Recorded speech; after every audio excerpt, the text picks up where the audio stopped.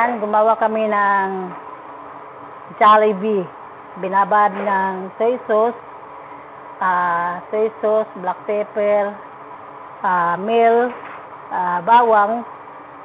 Gimarinate mo na siya. Tapos, yung 15 minutes o 10 minutes, okay na rin. Naka-absorb na rin yun.